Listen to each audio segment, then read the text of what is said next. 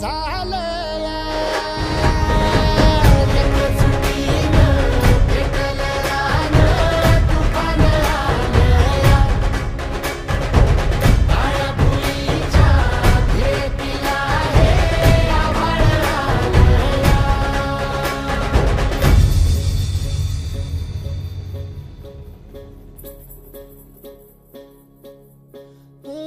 या पिचलेला इझलेला टाहो कधी न कुणा